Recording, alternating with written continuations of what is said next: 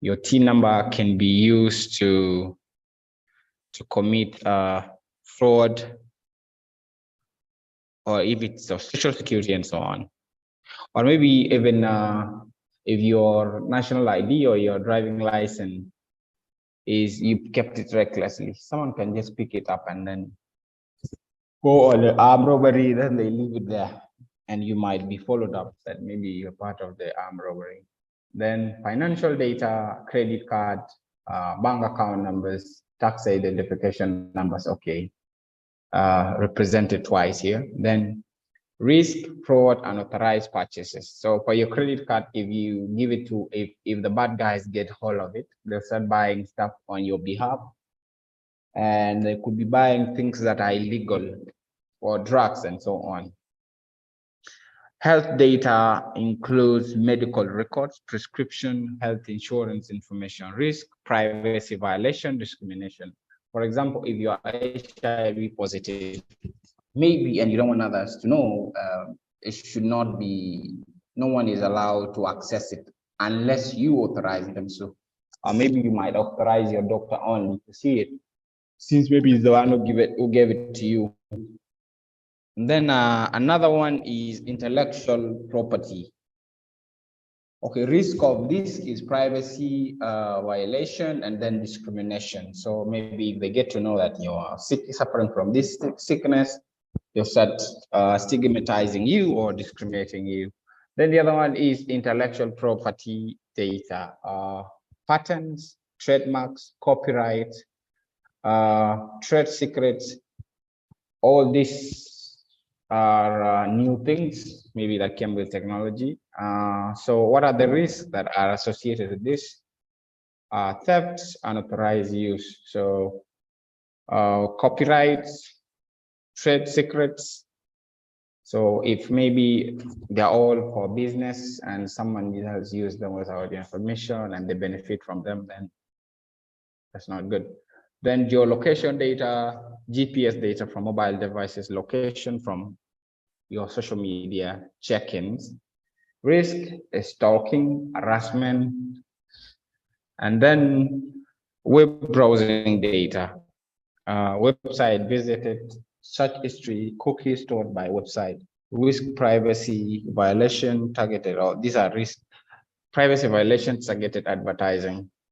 So website visited, for example, if you visited a porn site and maybe you do not want other people to know, and then someone get to know about it, like when they're not supposed to, then that's not cool. They might be laughing at you or start looking at you differently.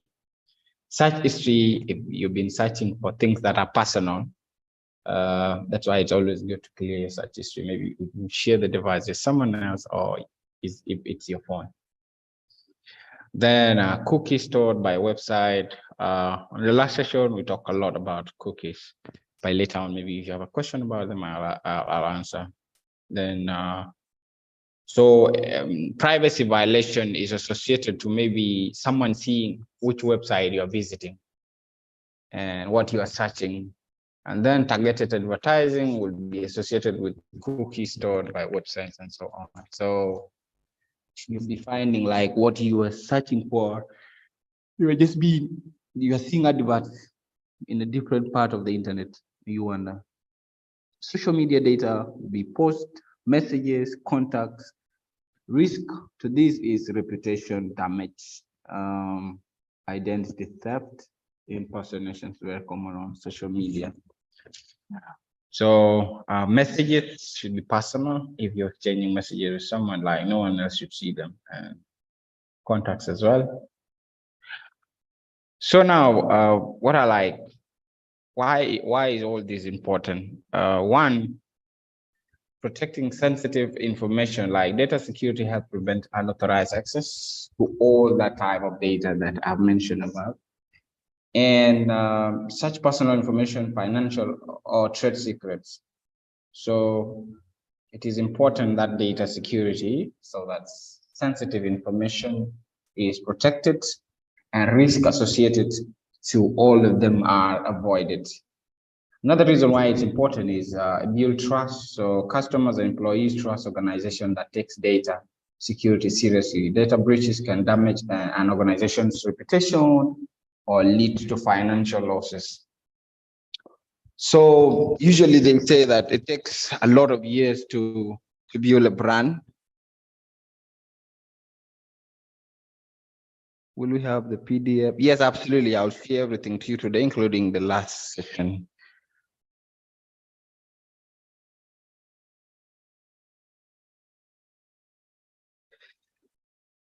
There's a saying that says, it takes a lot of years to build a brand or a company, but takes 5 minutes of security breach to spoil to damage the reputation of the company. So for example, now if maybe, let me give an example of the NRA, yeah, the National Revenue Authority. So for those of you that maybe have tax identification numbers, so there's so much data that you give them and they are responsible for the data. So if you get to know that maybe your data is exposed or they are not taking care of it, you will not trust them again. You will not trust them, or you might even stop using their service. The same to mobile network operators. So you give them your data so that it's efficient for you to use their service. So if you get to know that they are not taking good care of your data as well, you lose trust and you might change. If it's MTN, you might change to Zain. If it's Zain, you might change to Digital and so on. So trust is very, very important, and putting the data security in place, use trust, you make sure that the person that you're legal compliance. So many industries are subject to data security regulations such as, come on.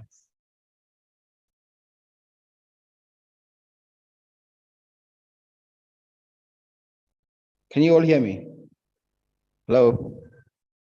Yeah, we are getting Hello? Okay, yeah, your voice is clear. Yeah. So many industries are subject to data security regulations such as IPA, General Data, like GDPR.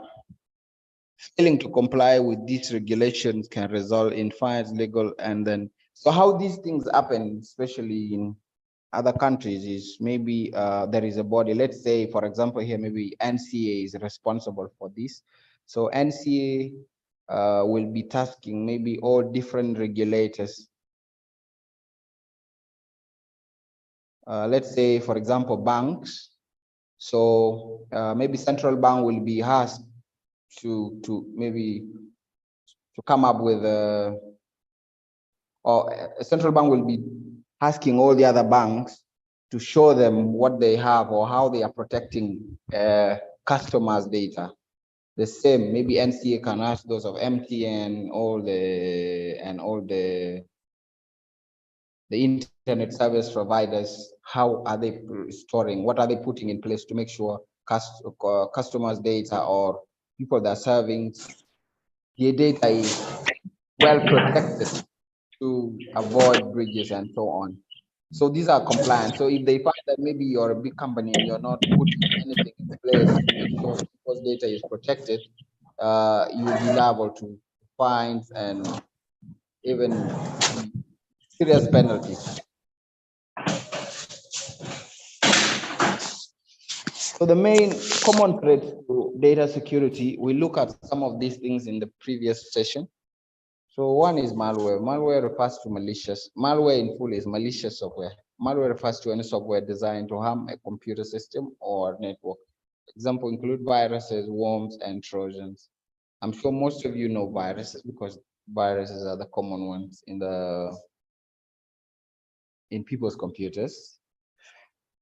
And the main reason, maybe some people actually buy antivirus because they just don't want virus. They don't know that, okay, the antivirus is going to protect you from more than one malicious software. So if you have data and then maybe you have virus, the virus will destroy Like you say in our in our definition, the data security is a practice, practice of protecting digital information from unauthorized access, disclosure, disruption. So let's say disruption, from disruption, modification, or destruction. So let's say a virus can destroy your data, and there you no longer have it. So even if maybe it doesn't fall to the wrong hands, if the data is very important and it get deleted or it is corrupted, that it will no longer be useful to you, then that is a threat to your data security. Another one is phishing. Phishing is a type of social engineering. So it's a social engineering attack that tricks users into divulging sensitive information such as usernames and passwords. So if you give in your username and password to the wrong person without consent, or like you are giving them unknowingly because you have been tricked to give them out, to mean that person has accessed your data and that person is not authorized. So, and in the previous session, I talked of 3 principles in cybersecurity. And the 3 principles are confidentiality, integrity, and availability. So confidentiality means that no one unauthorized should see your data. Unless you have authorized that person to see it, then they can see it. Integrity means that if they see it, like no one should modify it until you authorize them to. So it should remain the same. So if you're sending a message, no one should intercept the message on the way and then put something of DHOS, so on. So someone tricking you to give in your password or usernames is abusing confidentiality, and is going to use those your password to maybe to log into your account or your bank details and then start buying stuff on your behalf, something you will not want. So that's another threat. Another threat to data security is insider threat. Insider threats come from within an organization or your workplace. Examples include employees stealing data intentionally or unintentionally, sharing sensitive information, or introducing malware to the network. So for example, if you pick up a USB device or a flash drive, then you just pick it from somewhere else, or someone else gave it to you, and then you just say thank you, and then you come and then put it in your computer, and your computer is connected to the network of the entire organization.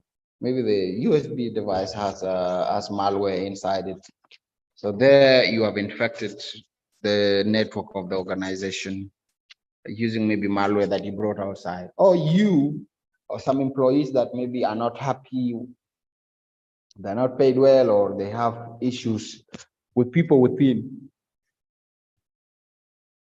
can use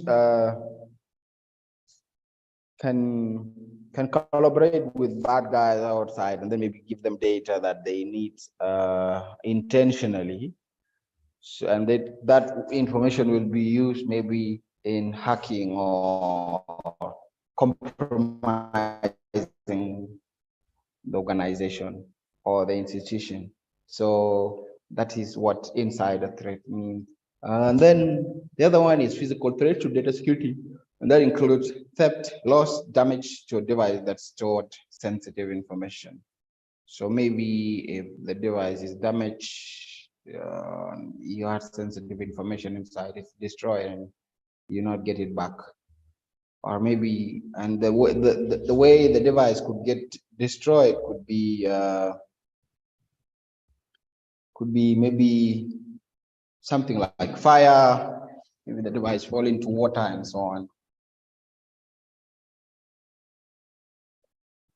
So after putting all those things up, the threats and so on, so what are the best practices? So one is strong passwords. At the first line, strong passwords are the first line of defense against unauthorized access to data. Passwords should be complex, unique, and changed regularly.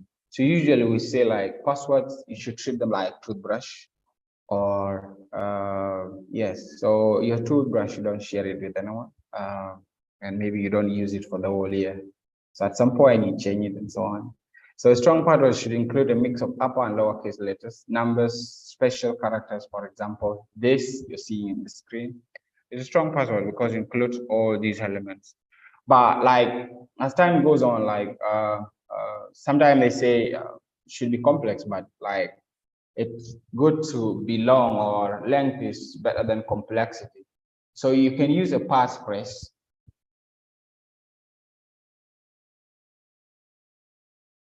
Yes. Yes. Every 3 months you change your toothbrush. That's what you should be doing with your password. So and then you should not use the same password for all the accounts that require logins. So you can use a password manager. There are a lot of password managers out there. So I'm going to give you a few. There's one called LastPass.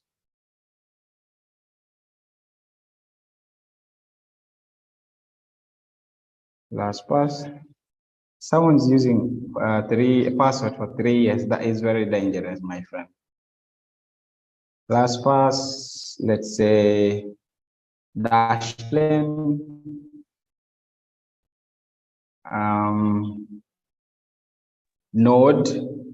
Node VPN has a Node Pass. Node VPN has a password manager, and I don't know if other VPNs have OnePass, but this one was breached recently. So let's say let's add the one that is even, I think maybe the best, Bitwarden.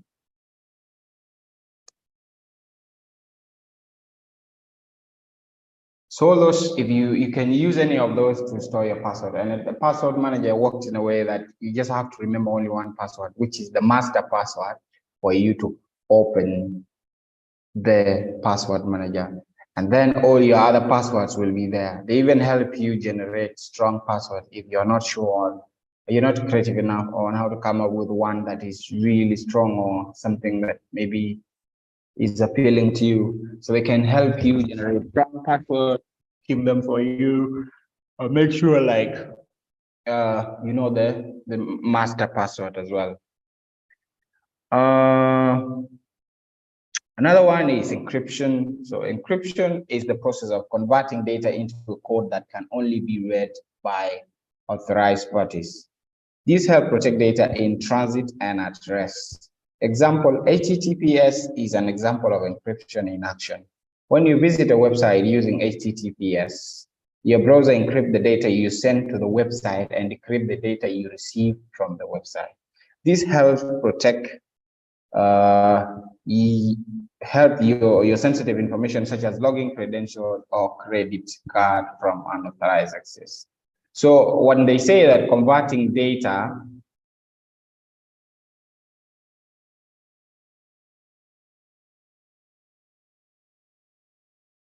okay, React, sorry about that. So like what they mean by saying that it's a converting of data into a code that can only be read by unauthorized party, by authorized parties. This is to help protect. Now what it means here is, for example, like I remember in the days when we were in school, so people used to do this letter writing in class. So maybe if maybe the teacher is around and maybe you want to pass a message to the guy, or maybe some girl in your back, or maybe in front,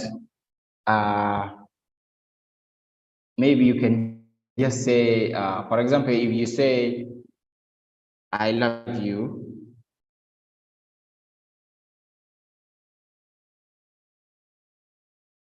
if you say I love you,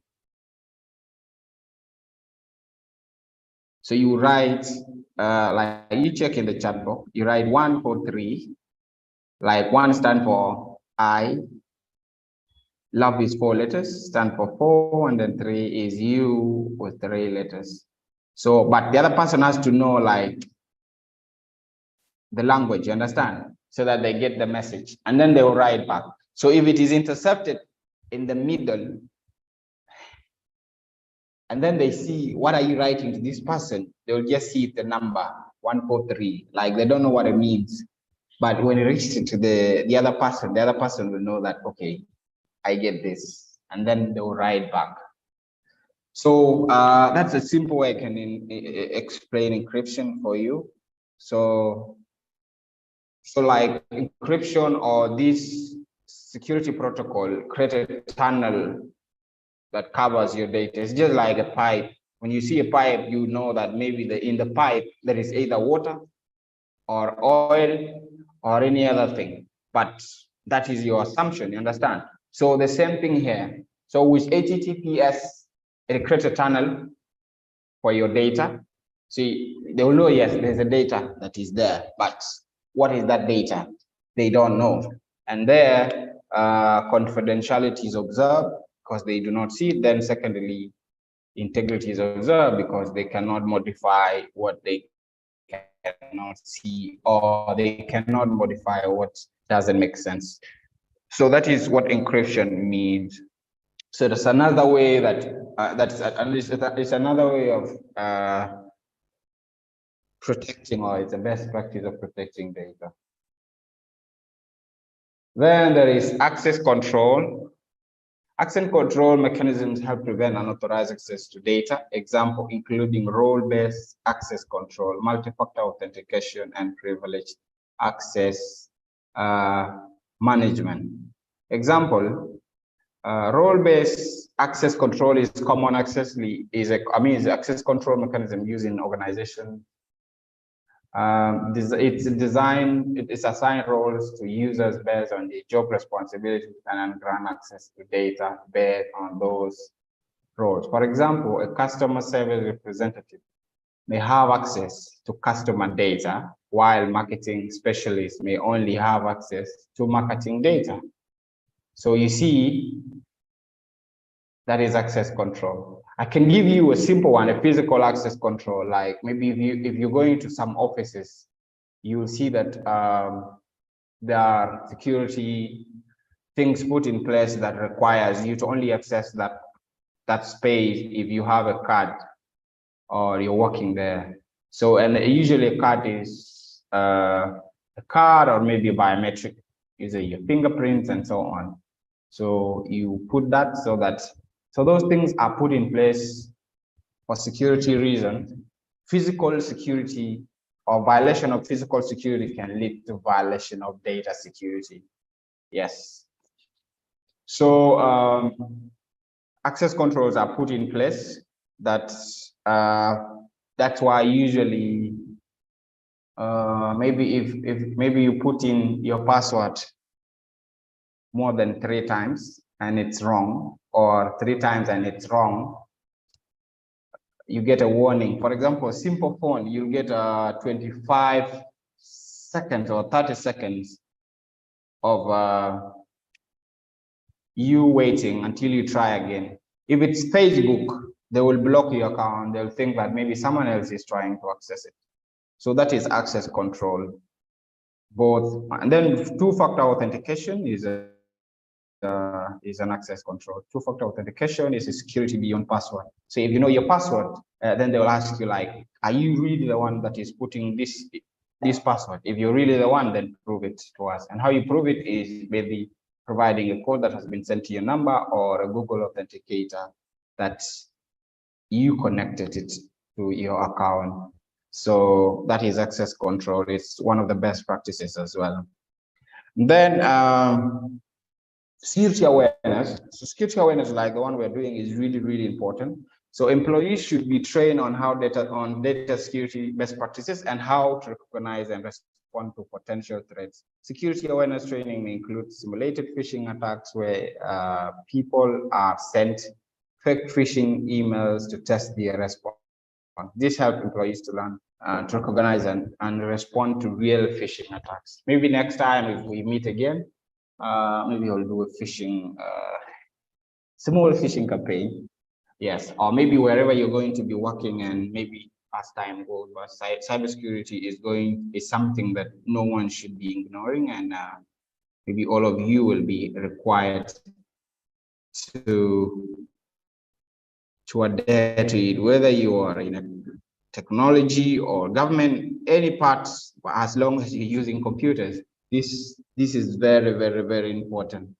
So security trainings would be like, if, for example, someone just told you to put up two-factor authentication on your phone, and that's all, then someone will trick you into giving them the code that was sent to you. And this one has been very common on Facebook recently. Someone texts you and say, hello, and this is someone you've been chatting, and you actually think this is someone you've been chatting with, but maybe the account get taken over, and then someone like sends you and they say, hello, Facebook, how are you? Facebook has asked me, and they will say that they lost access to they forgot their password, but Facebook has told them that they should select one of their friends to use their numbers, so that the code is sent to them, and that code will be used for them to reset their Facebook account. So that's a lie. Like, that code is only yours and is only connected to your account. Like, you cannot use somebody else's phone to reset someone's. Like, yes, the number is yours and everyone is supposed to put in their number. So then innocently you'll be trying to help, and then the code come to you, and then you send them the code, and the moment you send them the code, they now take over your account. So that's why security training like this is very important. So when you come across that and you were part of that security training, you'll be like, no, it doesn't happen like that. Put your own number and the code will be sent to you, and so on. So if they don't have the number, or they don't have access to the phone, then when they got the password, they will not go anywhere. So yes, that's all. Questions are welcome.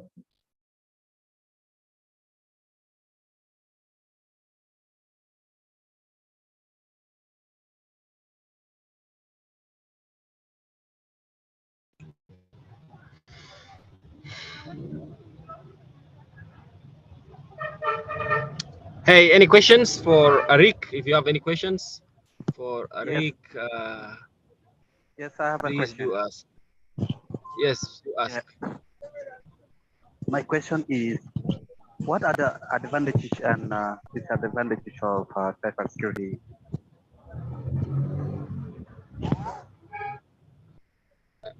What are the advantages and disadvantages of data security? Okay. Thank you. I'm Lobur Elkana. You are? Is the advantage really? What? Hello? Yes. Hello? I was just wondering What if are there you- will be any advantage at all of it not being secured. I mean, disadvantage of it not being secured. That's what I'm. I think I mentioned those things at the beginning. I mentioned all types of data and the risk associated to them. So the risk obviously are the disadvantages. So for example, if someone else got access to your medical data, assuming you have your HIV positive, and someone else get to know that, they will start to stigmatize you. People will be mocking you. People will be discriminating you. People will be like running away from you. They will not want to share anything with you, even things that do not eventually do mobile calls. divert to data security. Christopher, it depends. So that's one disadvantage. The other one is for your financial data. If I get, or if a bad guy get access to your credit card, they can use your card, your money to buy stuff online. That is like someone stealing your money. So that's the disadvantage. I'll share the slide with you.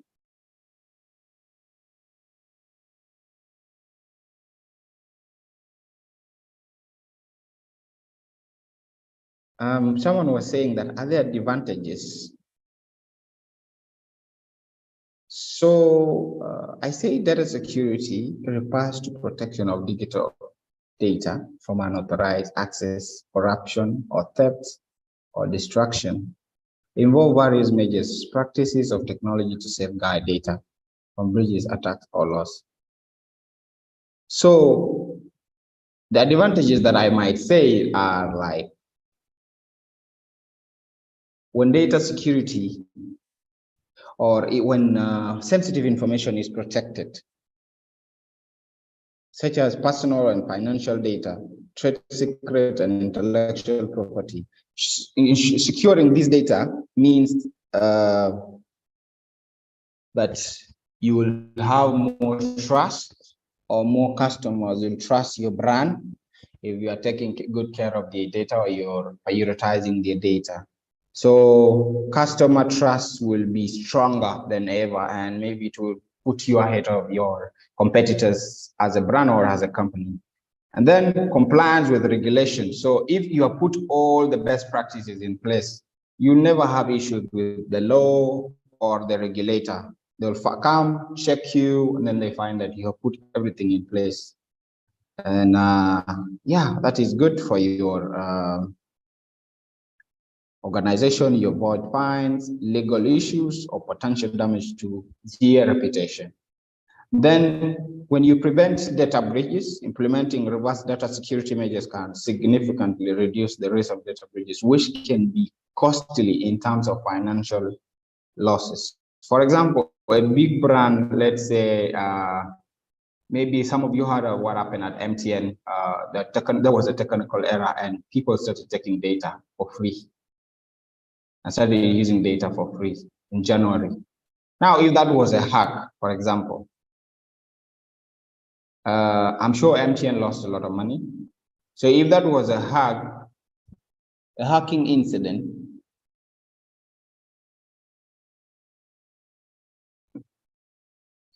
the company might have lost a lot of money. Or if that's not the case, if the company gets hacked, hiring,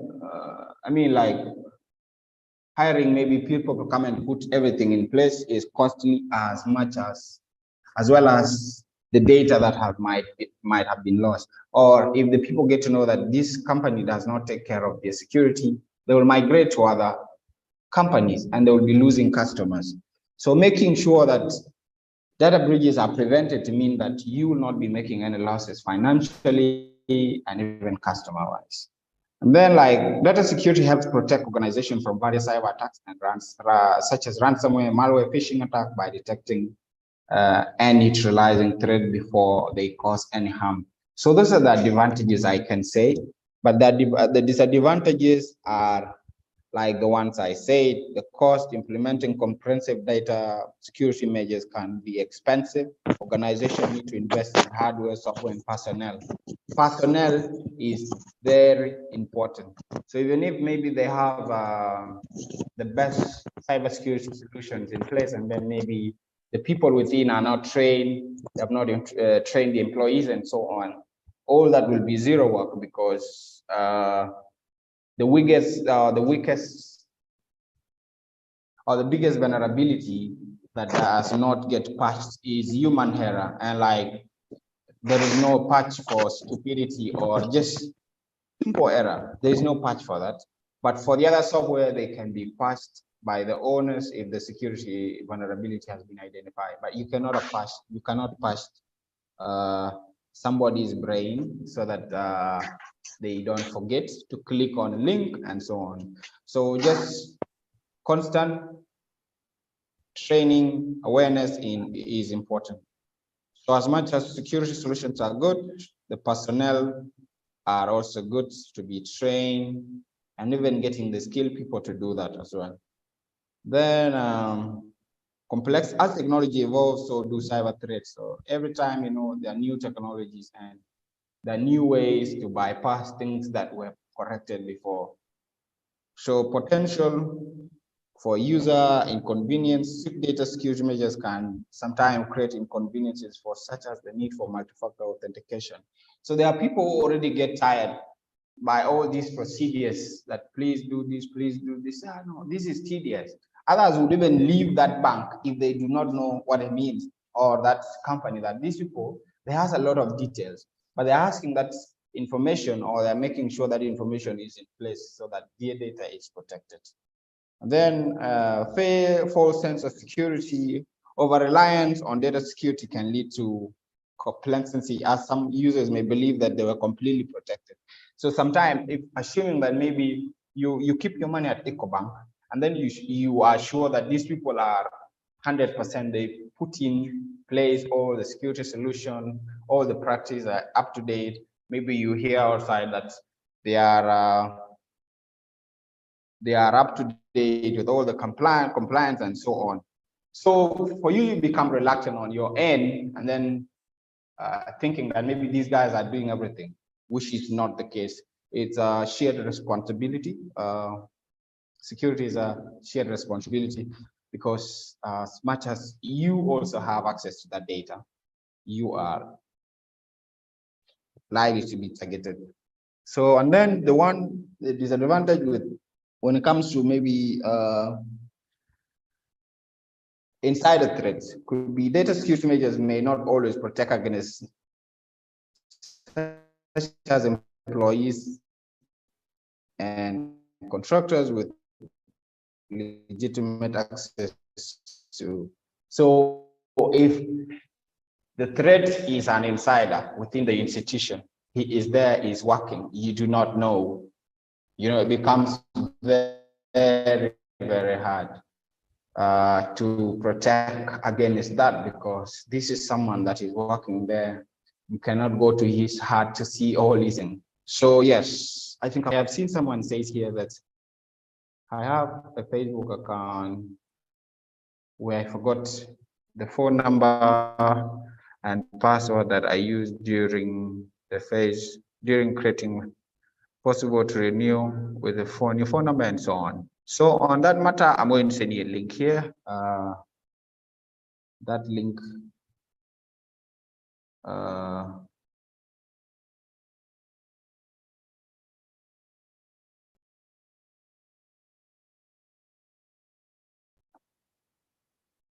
that link will help you maybe try to recover your account.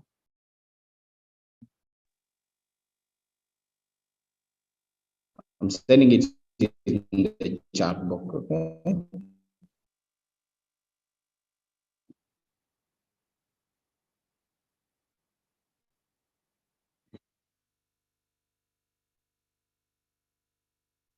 That's one. Another one will be H.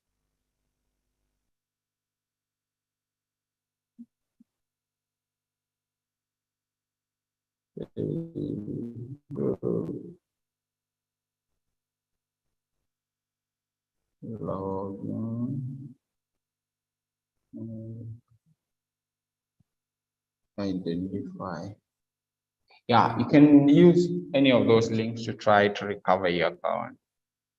Any other question, please? Yes. Yes, go ahead. I want to know the difference between the data privacy and data security.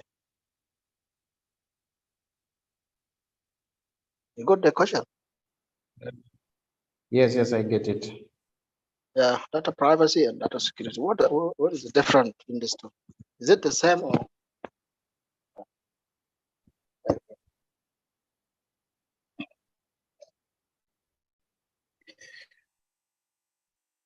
They are actually closely related, but they have distinct meanings.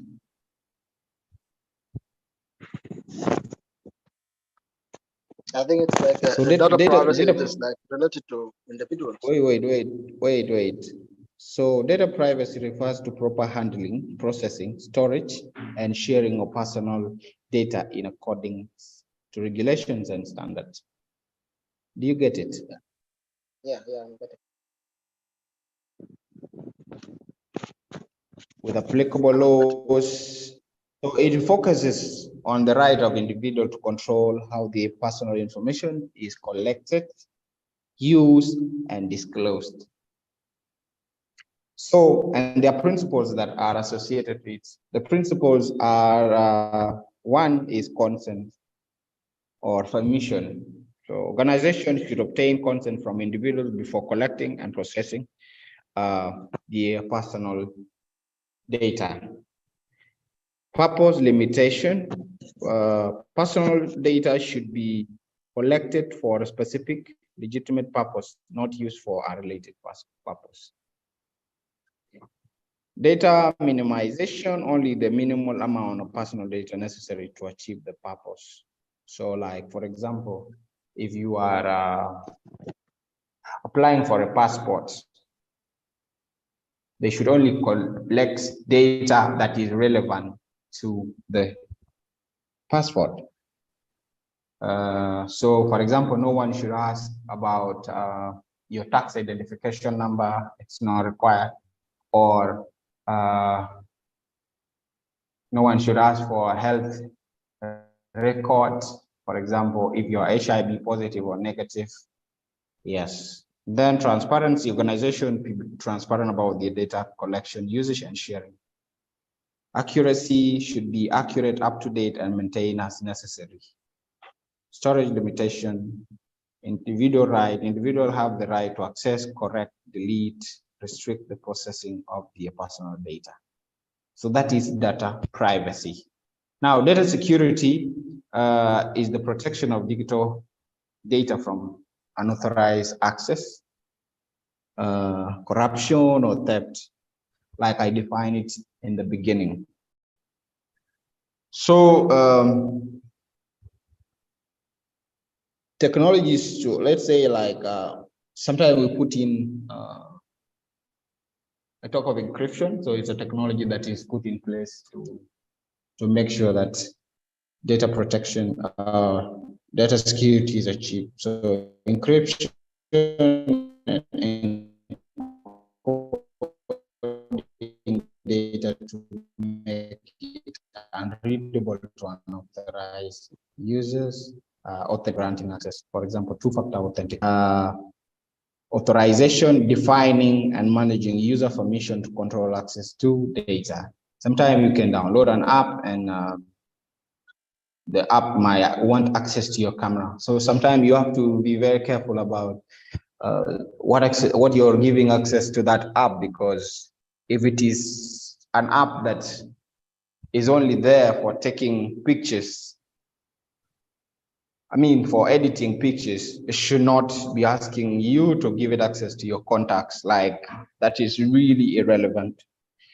Network security, protecting the network infrastructure from unauthorized access, data leaks, and cyber attacks.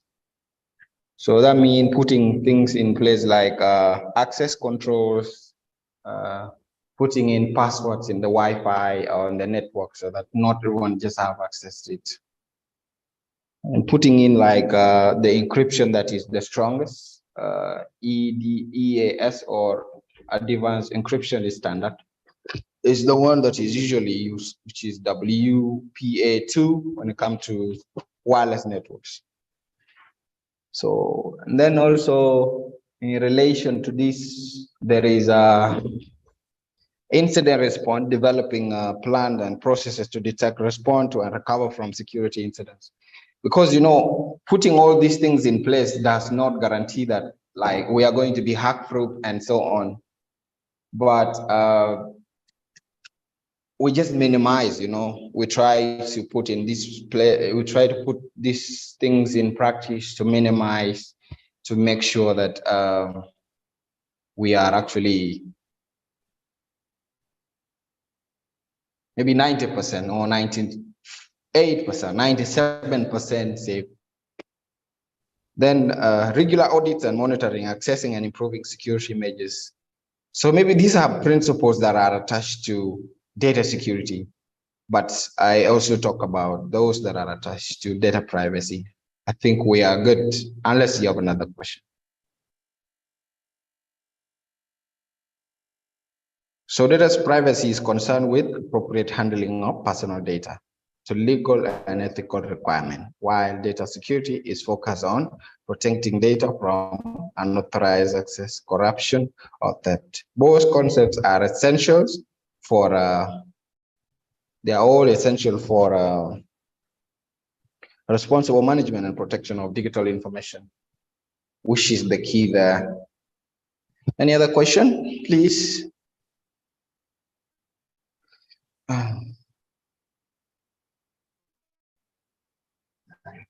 Yeah, thank you, Eric, for the session. My question is about data privacy, like the use of password. How is that different with multi-factor authentication, like the use of two-factor authentication? And how is two-factor or multiple-factor authentication more secure than the rest of data security?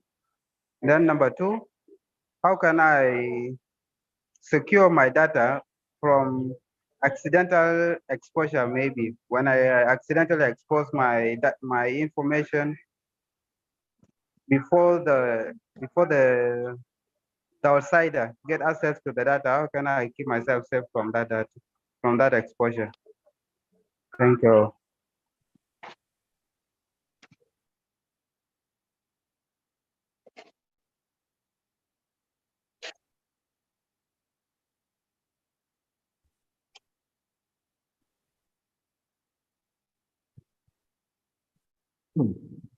So like, okay, I'm not seeing you guys if you are raising your hand or not. I'm still on the content.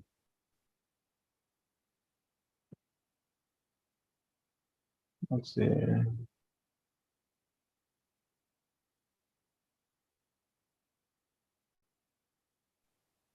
Okay, now I can see all of you.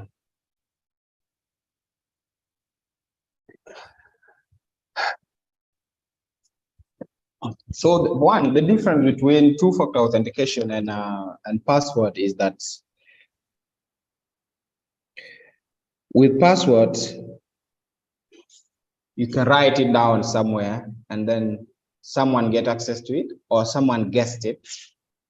Someone can guess your password. For example, there are a lot of people, or some of you here, that use their names and the username and their date of birth combination as a password. Other people use their phone numbers as the password.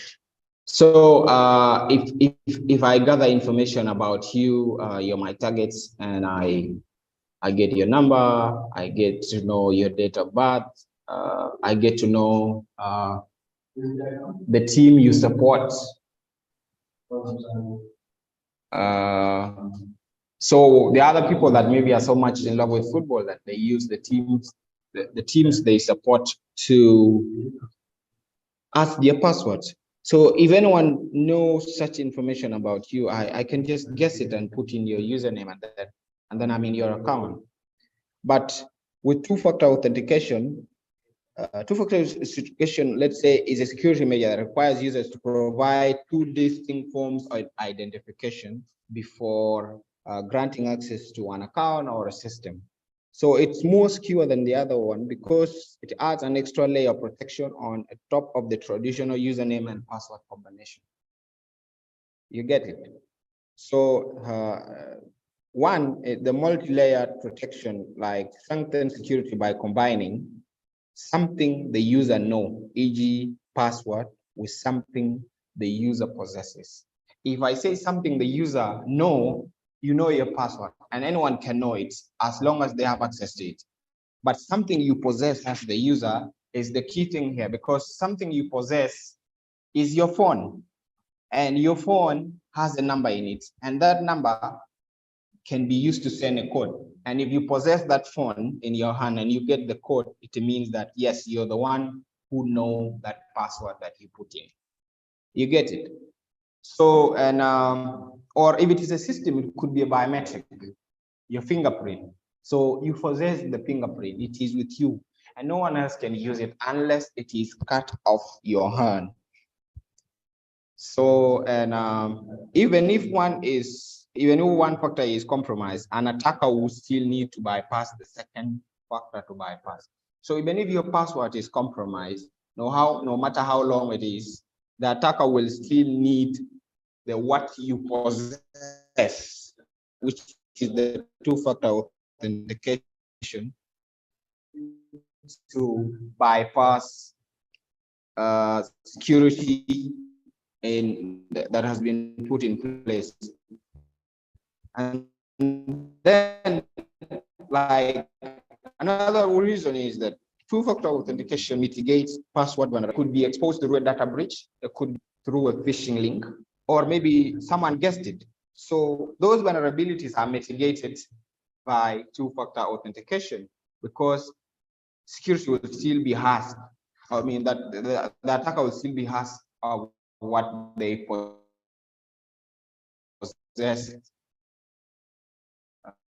which could be the number or the Google authentication code that is in your phone. So, and then another way is there's something called a brute force, dictionary attack, phishing. So all these things are vulnerabilities associated to passwords. So two-factor authentication makes all these things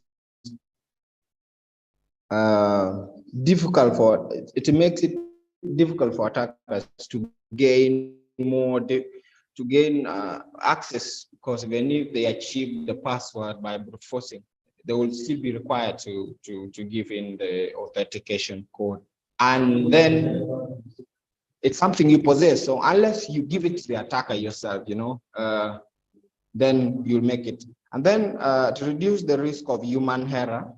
So people often use weak passwords. I talked about this, you're using your phone number and so on. So, and then it also alerts you of unauthorized access attempt. When two-factor authentication is in place, users typically receive notification if someone tries to access. So whenever you receive a code and you did request for it, you'll know that someone has access to your password. So the best thing to do there is you change your password. So, and then it increases attacker effort, increases the amount of effort and resources the attacker must expand or put in place. So like it makes them really work hard, which is very, very good. So, however, it's essential to know that it is not like foolproof. And I've talked about these things.